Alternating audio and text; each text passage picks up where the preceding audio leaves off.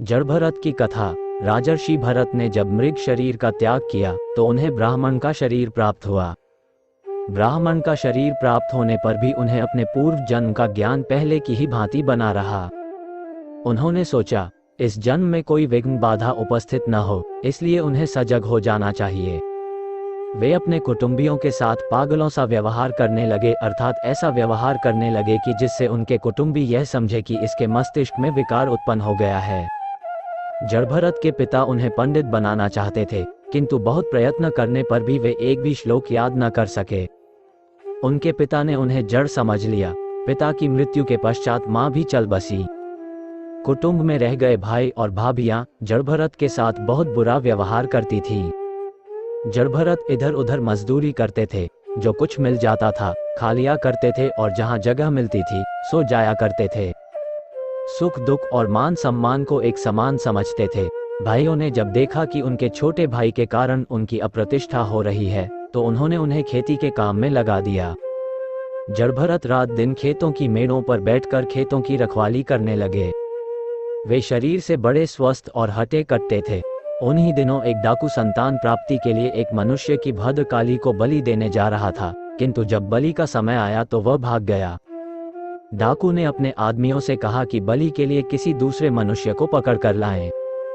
डाकू के साथ ही किसी दूसरे मनुष्य की खोज में निकल पड़े। उनकी दृष्टि खेत की मेड़ पर बैठे हुए जड़भरत पर पड़ी। वे शरीर से स्वस्थ और हटे कट्टे तो थे ही, डाकू के साथ ही उन्हें पकड़ कर ले गए।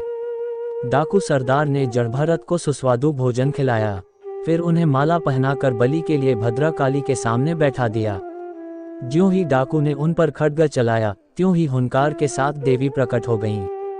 उन्होंने डाकू के हाथों से खड्ग छीनकर उसी खड्ग से उसका मस्तक काटकर फेंक दिया। यह देख डाकू के दूसरे साथी भाग गए। जड़भरत पुनः खेत की मेड़ पर जाकर बैठ गए और पहले की भांति ही रखवाली करने लगे। एक दिन राजा रहुगण पालकी पर बैठकर आत्मज्ञान की शिक्षा लेने के लिए कपिल मुनि के पास जा रहे थे।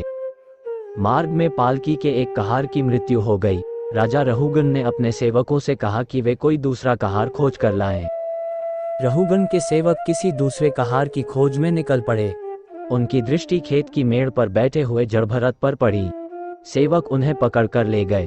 जड़भरत ने बिना कुछ आपत्ति किए हुए कहारों के साथ पालकी कंधे पर रख ली और बहुत संभल संभल कर चलने लगे। उनके पैरों के नीचे कोई जीव दब न जाए इसलिए उनके पैर डगमगा उठते थे।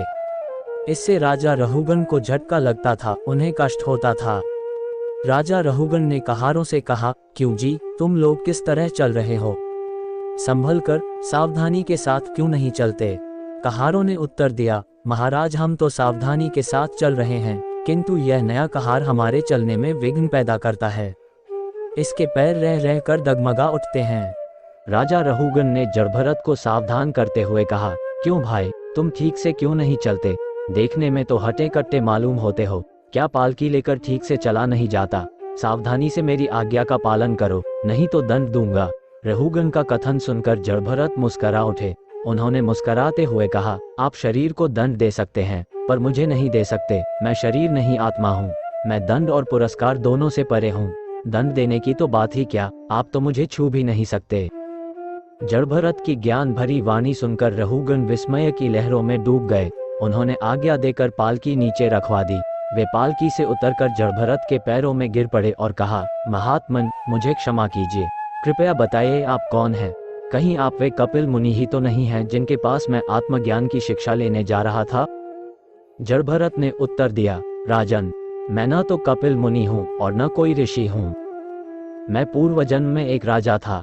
मेरा नाम भरत था। मैंने भगवान श्रीहरि के प्रेम और भक्ति में घर द्वार छोड़ दिया था। मैं हरिहर क्षेत्र में जाकर रहने लगा था, किंतु एक मृग शिशु के मोह में फंसकर मैं भगवान को भी भूल गया।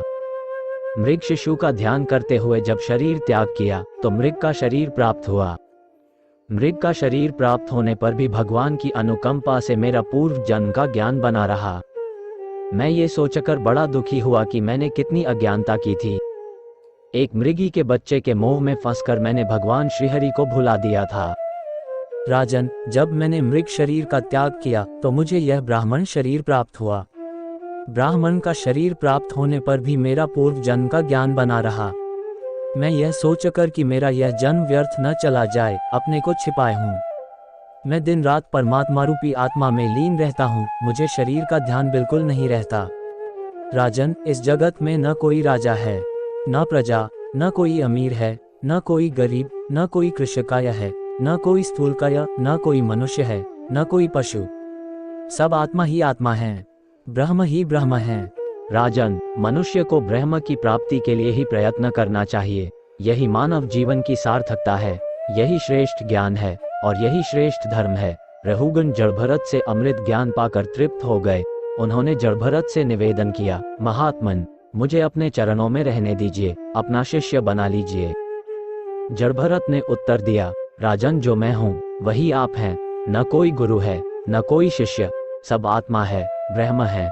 जड़भरत जब तक संसार में रहे, अपने आचरण और व्यवहार से अपने ज्ञान को प्रकट करते रहे।